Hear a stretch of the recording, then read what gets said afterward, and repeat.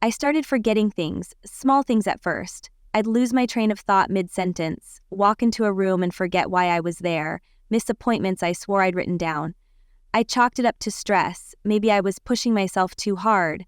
But when I forgot my own PIN number at the grocery store and stood frozen while the cashier looked at me with polite confusion, I felt the first real flicker of fear. It wasn't just stress, something was wrong with me. The headaches came next, sharp, pulsing pressure behind my eyes, then came the crying spells. I'd find myself sobbing over a burnt piece of toast or a commercial with a puppy in it. I tried to joke about it, even to my sister who was staying with me at the time. Maybe I'm going crazy, I said one night, trying to laugh as I stirred sugar into my tea with a shaking hand. She just smiled and squeezed my shoulder. You're probably just exhausted, you've been through a lot. She wasn't wrong. Losing my husband a year ago had been the worst thing that ever happened to me. A sudden stroke, out of nowhere. One minute he was teasing me about a ridiculous true crime podcast, the next he was unconscious on the kitchen floor. He left me everything, including a $2 million 0-cents life insurance policy that I hadn't touched. I didn't need the money. My tech consulting business was thriving, and truthfully, thinking about spending that money made me feel sick. It felt like blood money. I kept it where it was, untouched, invested, quiet. After the funeral, my sister Natalie moved in to help. I hadn't asked her to. In fact, I'd been hesitant about it, but she insisted, said she didn't like the idea of me being alone in a house full of memories. Natalie had always had a complicated relationship with stability. She drifted from job to job, lived with boyfriends who mysteriously vanished, wore designer clothes on a waitress's budget, but she was my sister. And in the thick fog of grief, I didn't have the strength to argue. In the beginning, it was comforting to have someone around. She took over the small stuff, groceries, laundry, picking up my prescriptions. I was grateful, even relieved. But slowly something shifted. I started feeling off, disconnected. Days blurred together. I'd wake up and feel like I hadn't slept. I began missing meetings with clients, even forgetting names of long-term colleagues. Once, I stood in front of the mirror for 5 minutes trying to remember how to braid my own hair. My reflection looked pale, swollen, unfamiliar. Natalie said I should see a doctor. She even offered to drive me. The blood work always came back normal. No signs of early dementia, no neurological red flags. Probably stress, one doctor told me, handing me a prescription for mild antidepressants. But I hadn't been taking those. Natalie had already picked up my medication that month. She always offered. "Why go out when I'm already running errands?" she'd say with a bright smile. "Rest, I've got it covered." And I let her, because I was tired, so tired. It didn't occur to me until much later, until too many days blurred together and I began to lose time altogether, that maybe Natalie wasn't helping. Maybe she was doing something else. The thought hit me late one night as I sat alone in the kitchen, staring at a full mug of tea I didn't remember making. I remembered taking my evening medication. I remembered Natalie standing over me, reminding me which pills to take, watching as I swallowed them. That same night, I slept for 13 hours straight and woke up feeling like my limbs were made of wet sand. There's a specific kind of fear that grows slowly, like a shadow creeping up a wall. It was in that moment, wrapped in my robe with a cold mug in my hands, that I realized something deeply unsettling. The woman who had been caring for me, living in my home, managing my pills, holding my hand through my grief, might be the very person orchestrating my collapse. I didn't know what to do with that thought. I wasn't ready to believe it, but I also couldn't ignore the weight that settled in my chest. Something wasn't right, and for the first time in 6 months, I felt awake. I started watching her, not in an obvious way, not with cameras or confrontation, not yet, just little things. I paid attention when she poured my tea. I noticed how she always brought me water with my pills already set out on a napkin.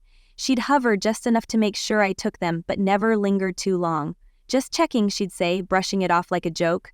I began to fake swallow the pills, tucking them under my tongue or slipping them into my pocket when she turned away. It felt ridiculous at first, even paranoid, but after a week of not taking whatever she had been giving me, something changed. I felt clearer, not completely better, but the fog began to lift.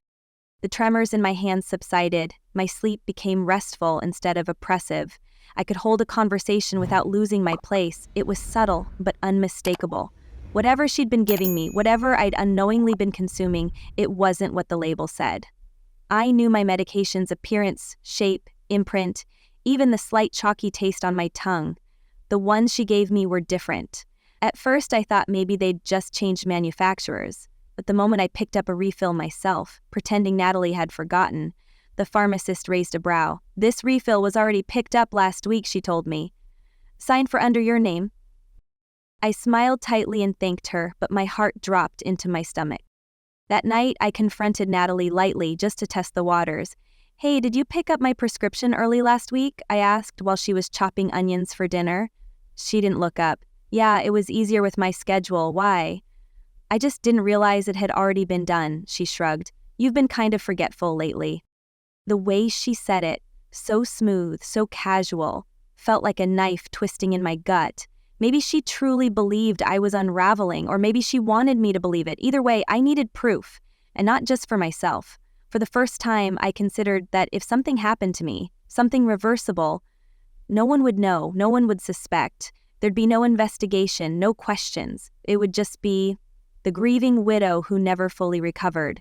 My obituary would be clean and tidy, and Natalie would be the heartbroken sister who did her best. And somewhere behind it all, $2 million would quietly change hands. I thought about the life insurance policy my husband had set up. It had been meant to secure my future, to allow me to breathe, to grieve in peace. I hadn't touched it out of guilt and stubbornness, but Natalie knew about it. Of course she did. We'd talked about it after the funeral, and she had made a passing joke, something like, "Well, at least you won't have to worry about money. Silver linings, right?" It had rubbed me the wrong way then, but I had been too deep in grief to care. Now it echoed in my head like a siren. I started going through the drawers in the guest room while she was out. She was usually gone for a few hours every afternoon. Gym and errands, she claimed. Her room was neat, unnaturally so. Clothes folded perfectly, nothing personal in sight. But I knew her well enough to check the places most people wouldn't think twice about. I found it tucked behind a stack of folded scarves in the bottom drawer, a thick, leather-bound notebook, black cover, no title, no stickers. I knew what it was before I even opened it. I had forgotten how much Natalie used to journal. In high school, she had notebooks filled with dramatic ramblings, poetry, scribbled hearts with names inside them. I never thought she'd kept the habit into adulthood, but here it was, in my hands. My name jumped out from the page before I'd even started reading properly. "She doesn't even know how close she is," it said. Sometimes I wonder if she's starting to suspect, but then I watch her wander into a room and forget why she's there, and I remember how easy it is to twist her reality. I flipped faster, unable to breathe. The dosage seems to be just right now. Not enough to kill her, obviously, just enough to dull her, keep her slow. I don't want her to suffer. That's not the point. I just want the end to feel inevitable. If it looks natural, fatigue, memory loss, maybe a fall, that's easier for everyone. No questions, no autopsy, clean. I dropped the journal onto the bed, hands shaking. I wanted to vomit, I wanted to scream, but more than anything, I wanted to destroy her. She had planned this. She had monitored me like I was a lab rat, slowly adjusting my medication until I was a hollow shell. I thought she was helping me. I thought she was grieving with me, and all along she was writing about my deterioration like it was some kind of experiment, some path to freedom, a freedom funded by my death. She even wrote about the money. "It's not about greed," she'd scrawled on one page. "It's about a fresh start. That money's just sitting there. She doesn't even touch it. It's like it's begging for someone to do something with it. Brian says it's a sign. We could finally get out of this place. Arizona, maybe? Somewhere warm, clean break." Brian, that name chilled me more than anything else. I hadn't known there was a Brian. She'd never mentioned a boyfriend. She told me she was taking time for herself, working on healing. But she had a partner in this, someone she was planning a future with, someone who probably thought I was just an obstacle, an account number with legs. I made copies of everything, photographed every page, sent them to a private folder online, encrypted and secure. I took the original notebook and put it back exactly where I found it. That night, I acted like nothing had changed. I let her make me tea. I let her hover. I took the pills and palmed them with a smile. "Thanks," I said, my voice even. "You always take such good care of me." And inside I begin to plan. It's terrifying how easy it is to pretend everything is fine when you know it absolutely isn't. Once I read Natalie's journal and saw in black and white how calculated her plan had been, something inside me hardened. I wasn't her sister anymore, I was her mark, her prey. And now that I had clarity, I felt something I hadn't in months. Control. There was a fire inside me, slow burning but steady, and I wasn't going to let it go out. I was done being careful. I wasn't going to confront her, not yet. But I was going to make damn sure she never got the chance to hurt me again. The next morning, I woke up early and got dressed like I had somewhere to be. Natalie was already in the kitchen, flipping through her phone with her usual air of feigned domesticity. She smiled when she saw me and asked if I wanted coffee. "Sure," I said, returning the smile. "I might go into the office today, see if I remember how to be a functioning adult." She laughed and said, "That's the spirit." The coffee she made for me sat untouched on the counter the moment her back was turned. I poured it down the drain when she stepped out to take a call, then flushed the pills she left me with a whisper of thanks. I left the house with a sense of purpose and drove straight to my lawyer's office. Eric had been our family attorney for years, mostly handling contracts and estate matters, but he was sharp and discreet. I trusted him. I told him I needed to make immediate changes to all financial authorizations, starting with revoking any secondary access Natalie might have to my insurance, bank, or legal accounts. He raised an eyebrow but didn't question it. He just nodded and got to work. "Do you want to update your power of attorney too?" he asked. I nodded, yes, effective immediately. "And put it in writing that under no circumstances is Natalie Rogers to be involved in any financial, legal, or medical decision-making for me." I signed documents until my hand ached. Then I requested a full copy of my late husband's life insurance policy. Sure enough, Natalie had been listed as an emergency contact. Not a beneficiary, thank God, but close enough to raise eyebrows if anything ever happened to me. I had that changed too. After leaving Eric's office, I drove to a private medical clinic across town. I told them I wanted full blood work done, everything from hormone panels to drug screens. I didn't say why, I just needed documentation, something concrete to show what had been happening to my body. I didn't know exactly what she'd been giving me. Some of the pills looked like generic sedatives, others were completely unfamiliar. But I had a gut feeling that there'd be traces of something in my system, something that didn't belong. The results would take a few days, but the doctor assured me everything would be handled discreetly. By the time I got back home, Natalie was lounging on the couch in leggings and a hoodie, watching one of those dating reality shows she always claimed to hate. She greeted me with a chirpy, "You look alive. How was work?" I smiled. Exhausting, but nice to feel normal again. "I'm proud of you," she said, pausing the show. "It's really brave getting back out there after everything." I sat down beside her and nodded, trying not to stare too hard at the screen of her phone, which she quickly flipped face down on the coffee table. "Thanks," I replied. "I think I'm turning a corner."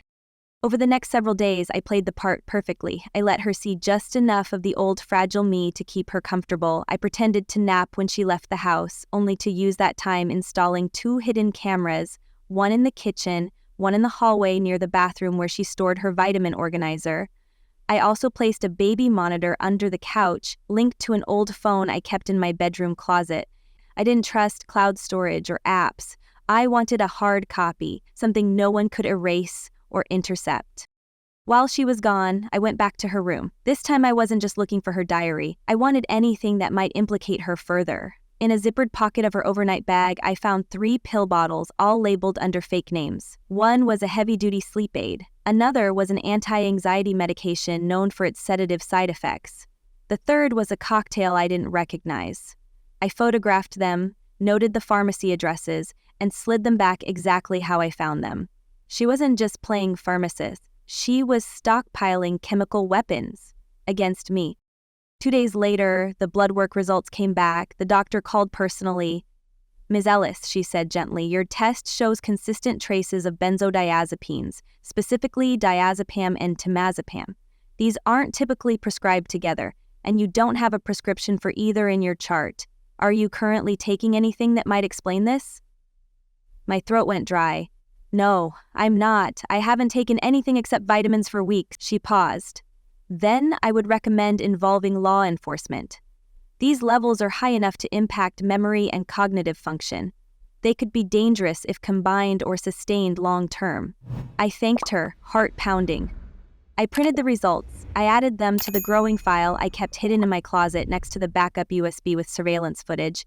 By then, I had video of Natalie tampering with my pillbox, removing labels from bottles, even muttering under her breath things like, "Don't forget the goodnight cocktail." She was brazen, almost careless. I don't think she ever imagined I'd be recording her. I don't think she believed I could. But the final confirmation came by accident. One night, after I pretended to take my pills and waited for her to go to bed, I passed by her room on the way to the laundry. Her door was cracked open, and I heard her laughing softly. "No, she's totally clueless," she whispered. "It's like babysitting a drunk goldfish. Yeah, I know. Once it's done, we're gone. Arizona, maybe Costa Rica, I don't care. Anywhere that doesn't smell like death and guilt. Yeah, baby, I love you too." Then she giggled and said, $2 million buys a hell of a lot of sunshine. I walked away before she could hear me, heart hammering in my ears. I had enough. More than enough. But I didn't want to just stop her. I wanted her exposed. I wanted the world to know what she had done, what she was willing to do for money. She wanted a clean break. I was going to give her the messiest ending imaginable. And I already knew exactly how. The next morning, I woke up with a singular clarity pulsing through me like electricity. I didn't want her to just leave. I didn't want to quietly remove her from my life or go crying to the police hoping they'd take my word over hers. I wanted justice, but not the kind that came from a courtroom alone. I wanted Natalie to feel what she made me feel. Vulnerable, paranoid, small. I wanted her to understand what it meant to be manipulated, watched, and helpless. I wanted her exposed, not only to the authorities, but to the people who thought she was sweet, charming, devoted, the ones she fooled. I had spent weeks collecting evidence, quietly unspooling the thread of her deception. Now it was time to spin it into a noose. I started by creating a new social media account, private, anonymous, clean. I didn't have a huge following online, but Natalie did. Her Instagram was curated to perfection. Filtered brunch photos, inspirational quotes about sisterhood and healing, selfies captioned with grateful and blessed. She had thousands of followers who thought she was a reformed, free spirit who had returned home to take care of her grieving sister. People sent her supportive messages, called her an angel. It made me physically sick to read through them. But I wasn't angry at her audience. I was angry at the performance, and I was going to end the show. That week, I planted seeds. I started filming short videos, little journal-length clips where I spoke directly to camera, not naming her, not yet. Just soft, measured confessions.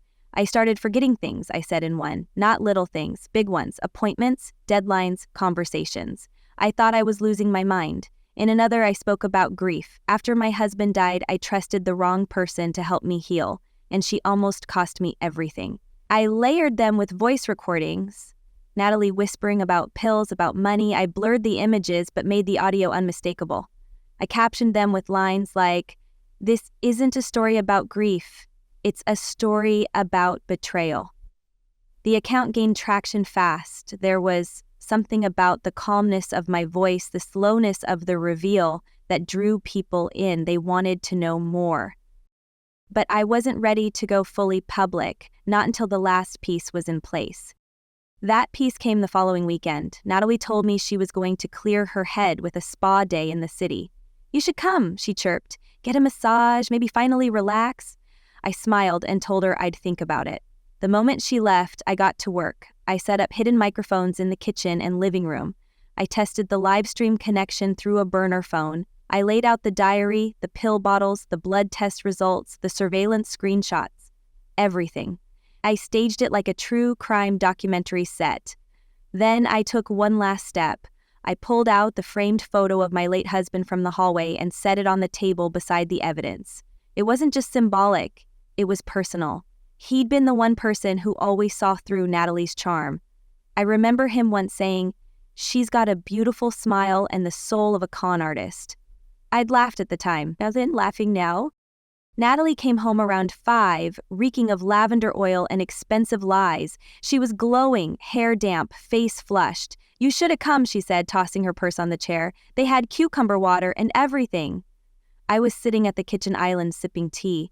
I wanted to stay in, just have a quiet evening. She eyed me for a second, maybe sensing the shift in my tone, but she didn't press it. "Well," she said, "I'm gonna shower. Want me to set up dinner after?" I nodded. "Sure. But first, I need to talk to you about something." She hesitated at the foot of the stairs. "What's up?" I gestured to the table where the diary sat open, the pages marked with sticky notes. She didn't look at it right away. She looked at me. "What's this?" she asked slowly. "You know what it is?" My voice was calm, too calm. "I've read every word. The parts where you called me manageable, the plans you made with Brian, the dosage notes, the dreams of Costa Rica, the countdown to my death." Her face didn't change. That's what chilled me most. Not horror, not panic, just neutrality. "You went through my private things?" she said finally, as if I'd broken some sacred rule. "You were poisoning me," I replied, still seated. "And I have everything recorded, every pill switch, every fake refill, every phone call, every word." She blinked. "You don't have proof of—" "I have proof of everything," I said, rising to my feet. "And in about 30 seconds, so will a few thousand other people." She froze. I pressed one button on my phone and started the live stream. It began with me standing beside the table, slowly panning the camera across the evidence, the diary, the bottles, the lab report. I didn't shout. I didn't cry. I simply told the story. I told them how my sister moved in after my husband died, offering help but delivering sabotage. I told them how she gradually eroded my reality, tampered with my medication, gaslit me into believing I was losing my mind, all while planning her new life with the money she expected to collect from my death. I played audio clips, her voice unmistakable, laughing about how clueless I was, talking to Brian about their plans. I read the worst lines from her diary aloud. At first, she stood in the corner, stunned. Then, she lunged. She tried to grab the phone. I dodged. She screamed at me, then at the phone, then back at me. "You're insane," she shrieked. "This is defamation. You're destroying me." I kept filming. I didn't say a word. The livestream exploded. Comments poured in. "Call the cops. What kind of monster is this? She tried to kill you. This is attempted murder." People recognized her. Someone found her Instagram and posted it in the chat. Her carefully curated digital persona began to collapse in real time. I ended the stream 10 minutes later, just as the police pulled into the driveway. Yes, I'd already filed the report earlier that morning. I'd sent the evidence to the authorities, given them everything. The live stream wasn't for them. It was for me, for the people she lied to, for every person she fooled, for the part of me that needed the world to know I didn't imagine it, that I wasn't crazy, that she wasn't an angel. She was a predator in yoga pants. Natalie was handcuffed in my living room, screaming that it was a misunderstanding. I sat on the couch, still holding my phone, watching the replay tick upward in views. 10,000, 20, 50, and counting. I didn't cry, I didn't speak, I just stared at her while they took her away. She looked at me one last time, and for the first time since she'd walked into my house, I saw fear in her eyes. That was the first real thing she'd shown me in months. The hours after Natalie was taken away passed in a kind of suspended silence. I sat on the couch as the sun dipped low and shadows stretched across the living room, still clutching my phone like it might suddenly vanish and take all of this with it. My hands were cold, but I wasn't shaking. My body felt as though it had been emptied and refilled with something else. Something steadier, heavier. The phone buzzed constantly. My private messages were flooded. Some were from strangers, others from mutual acquaintances who had seen the live stream and were trying to reconcile the woman they knew with the woman I had revealed. I didn't respond to any of them. I didn't have the energy, and frankly, I didn't care what anyone thought. That wasn't why I had done it. I had barely moved when the doorbell rang. I hesitated, unsure if it would be someone I knew or just more chaos. When I opened it, it was a uniformed officer, different from the two who had come earlier to take Natalie away. This one held a clipboard, a calm expression on his face. "Ms. Ellis," he said, "I'm here to document and collect the materials you referenced in your earlier report." I nodded and let him in, directing him to the dining table, where all the evidence still sat like an exhibit. He photographed everything, the diary, the pill bottles, the blood test results, the flash drives with the surveillance recordings. He read through my notes quietly, only pausing once to ask for clarification on a date. When he was finished, he thanked me with a sincerity I hadn't expected. "I've seen a lot of things," he said, "but this was something else." When he left, I finally allowed myself to lock the door and collapse into bed. I didn't sleep much. My mind kept returning to the moment Natalie realized what was happening, how fast the mask cracked, how desperate she became once she saw she no longer controlled the narrative. I replayed the look in her eyes over and over again. I knew there would be more fallout in the morning, but I also knew that I'd survived something most people wouldn't see coming until it was too late. I was alive, and I wasn't supposed to be. She had planned it all so carefully, and she had failed. The next morning, the media had found it. I hadn't intended for the live stream to go viral beyond the internet bubble I'd built around it, but apparently it had hit the right algorithm, the right hashtags. My anonymous videos had already built some buzz, and now people were connecting the dots. The headline was everywhere. Woman live streams her sister's attempted poisoning plot over $2.00 M life insurance policy. Some of the articles blurred our faces, some didn't. News vans appeared on my street by noon, their long antennas slicing the sky like spears. I didn't go outside. I issued a single, typed statement to a local journalist I trusted. I shared my story because I needed to take my power back. Grief made me vulnerable. She weaponized that, but I refused to be her victim. I am still here. That's the story. Natalie's arraignment happened 2 days later. I wasn't required to attend, but I went anyway. I wanted to see her in the cold light of day, under fluorescent courtroom bulbs with no filter, no script, no audience she could charm. She was led into the courtroom in beige prison scrubs, hair pulled back in a tight bun. No makeup, no smile. Her hands were cuffed in front of her. When she saw me sitting in the gallery, her eyes flickered, but she didn't look away. The prosecutor laid out the case with precision: attempted poisoning, fraud, conspiracy to commit bodily harm. The evidence spoke for itself. The defense attorney asked for time to review materials and requested bail. The judge denied it. Natalie was deemed a flight risk. Her face barely moved when the gavel came down. Afterward, I stepped outside into the cold air, the sharp wind cutting through my coat like a blade.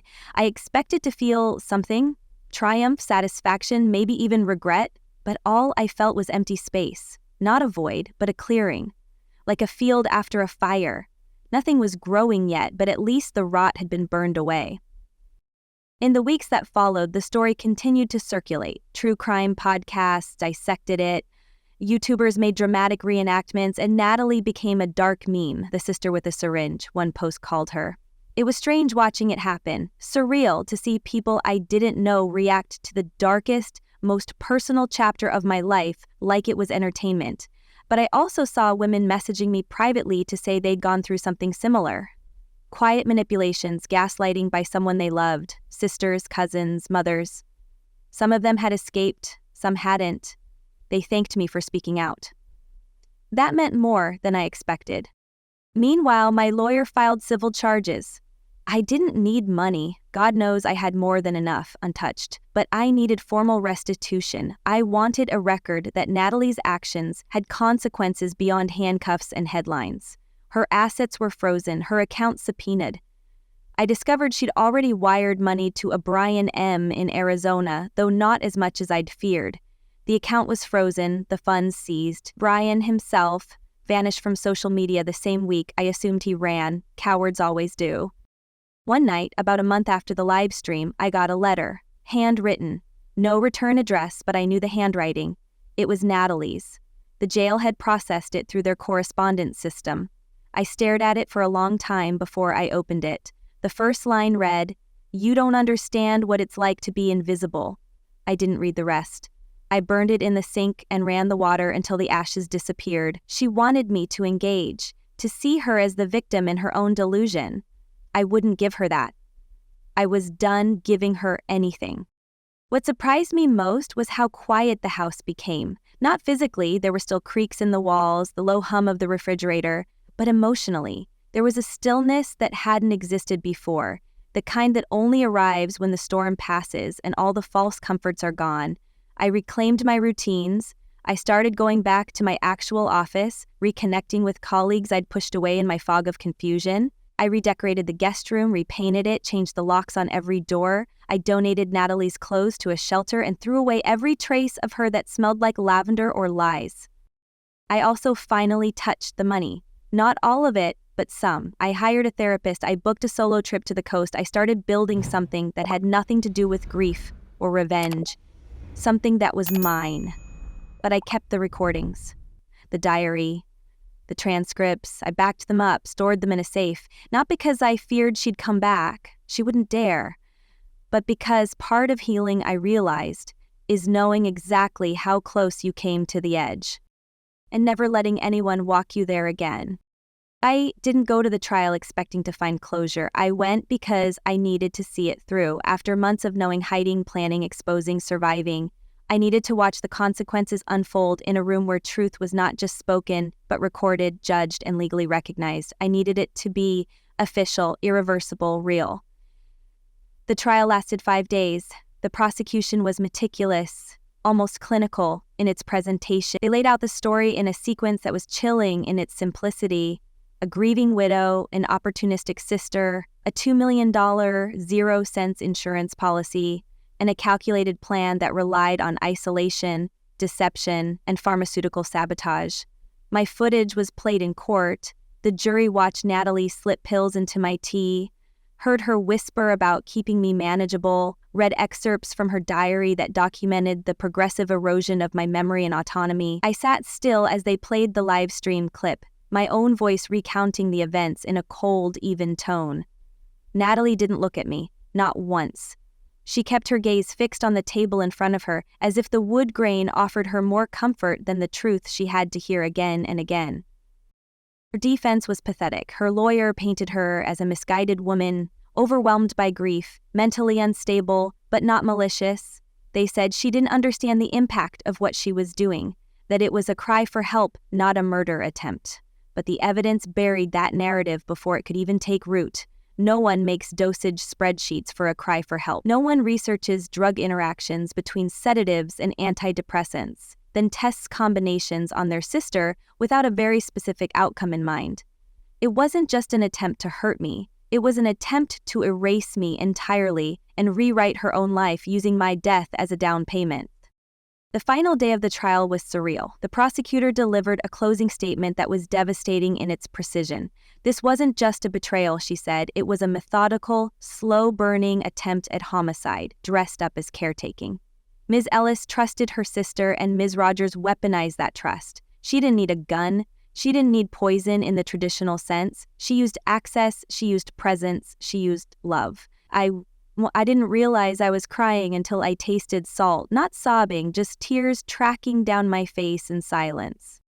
When the jury returned the verdict, the air in the room felt electrified. Guilty on all charges: attempted murder, fraud, unlawful possession and distribution of prescription medication, and conspiracy to commit financial exploitation.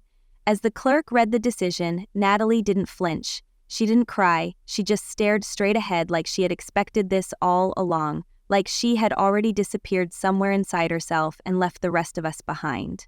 The judge sentenced her to 18 years in state prison with no chance of parole for the first 12. She would serve her time in a facility known for its high-security psychiatric wing, an implicit nod to the mental health arguments her defense team had pushed. But to me, it didn't matter where she went. She was gone, removed, contained, and I was free.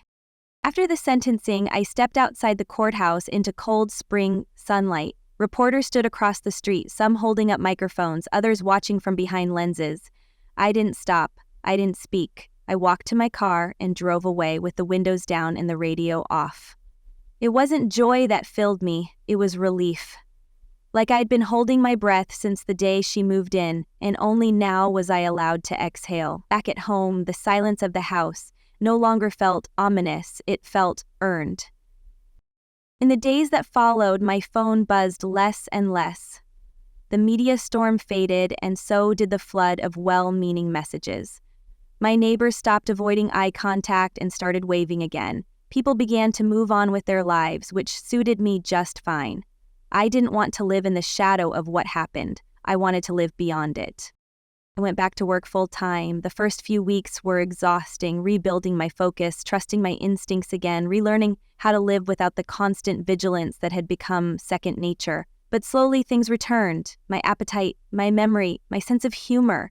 I found myself laughing at a coworker's joke one afternoon and realized it had been months since I'd truly laughed at anything. Not out of politeness or habit, but because something was actually funny. It felt like finding an old piece of myself buried under rubble. I also started volunteering at a local women's center that specialized in helping women who had experienced domestic and familial abuse. At first, I just donated supplies, quietly and anonymously, but eventually I agreed to speak on a panel about psychological manipulation, how it happens, what it looks like, how subtle and dangerous it can be when it comes from someone close. I told a sanitized version of my story, one that focused on recovery rather than trauma. Afterward, a woman in her 60s approached me with tears in her eyes and whispered, "My sister stole 5 years from me. You gave them back." We hugged like survivors do, without words, just recognition. As spring turned to summer, I started renovating the house. I repainted the kitchen, replaced the guest room furniture, bought new sheets that didn't smell like her. I took down the hallway mirror she loved and replaced it with a photograph my husband had taken on our honeymoon. It felt like reclaiming something sacred. The house no longer felt like a crime scene, it felt like mine again. One evening, I walked out to the back porch with a glass of wine and sat under the soft orange sky watching the breeze move through the trees. I thought about my husband, how much he would have hated all of this, how fiercely he would have protected me if he had been here. But I also thought about how proud he would have been. I didn't disappear. I didn't break. I fought back, and I won. When I went inside, I opened my laptop and clicked on the folder I had created months ago, the one labeled insurance. Inside were the original copies of the policy, the recordings, the diary scans, the court transcripts. I renamed it Survival. I didn't need to read any of it again, but I kept it all. Because what Natalie tried to do wasn't just about greed, it was about power. And keeping the record of what I survived reminded me that I hadn't lost mine. The last message I ever received from Natalie came 2 weeks later, a single postcard with no return address. It read, "I hope you can forgive me one day. I was lost, but I'm sorry." I threw it in the trash without hesitation. I didn't need closure from her. I already had it from myself.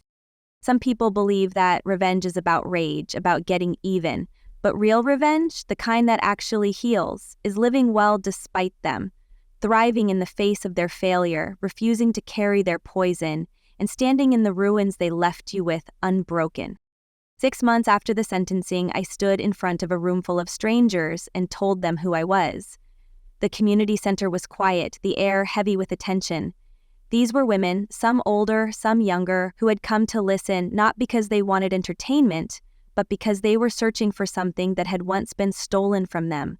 Trust, clarity, freedom, whatever form it took. I didn't give them every detail. I didn't need to. I spoke about what it felt like to question your own mind. I described the slow, corrosive unraveling of certainty and how terrifying it is to realize the person handing you a glass of water might also be the one drowning you. I didn't name Natalie. I didn't need to name her. What mattered was what I did with what she tried to take. When I finished, the room was silent for a long moment, and then one woman in the back began to clap. Slowly, others joined. It wasn't thunderous or theatrical. It was quiet and steady, like rain hitting the windows of a room you thought no one would ever come into again. Afterward, I stepped outside, and one of the organizers handed me a folded note. Inside was a message from one of the attendees. "You reminded me that I'm not crazy. Thank you for showing me that clarity is possible." I kept the note in my wallet for weeks, rereading it on days when doubt crept in like fog. Because healing isn't linear. There are still moments I wake up in the middle of the night and feel phantom fear pressing against my chest. Sometimes I still dream of her voice, soft, sweet, calling from the kitchen, asking if I want tea. But the difference now is that I know it's just a dream, and in the morning I wake up alone, safe, clear-headed, and entirely myself. I started writing again. At first it was journaling, scribbled thoughts and half-broken sentences, but eventually those fragments turned into essays, reflections, stories, a blog, then a book proposal. The working title was simple, The Quiet Kill. A publisher reached out after one of my essays was featured in a national magazine. They didn't want the sensationalized version of events. They wanted the slow, psychological reality, the human part, the intimate betrayal. I told them I'd write it if I could tell it my way. They agreed. One afternoon, while editing the third chapter, I came across the sentence I had written months earlier. She didn't need to kill me with a knife. She used love like a sedative. I stared at it for a long time, then closed my laptop and walked outside. The garden had started to bloom again. I had planted wildflowers in the side yard where Natalie used to park her car. The soil was dark and rich now, fed by everything that had been buried beneath it. I sat on the bench and let the sun warm my skin. I wasn't thinking about the past. I wasn't bracing for anything. I was simply sitting, breathing, alive. That was the most powerful revenge of all. Not the trial, not the headlines, not even the sentence. It was the quiet, ordinary, unremarkable piece of a life that belonged entirely to me. I had survived my sister. I had survived the erasure she tried to script. And I hadn't just rebuilt, I had rewritten. Not a single word of it in her handwriting. All of it, mine.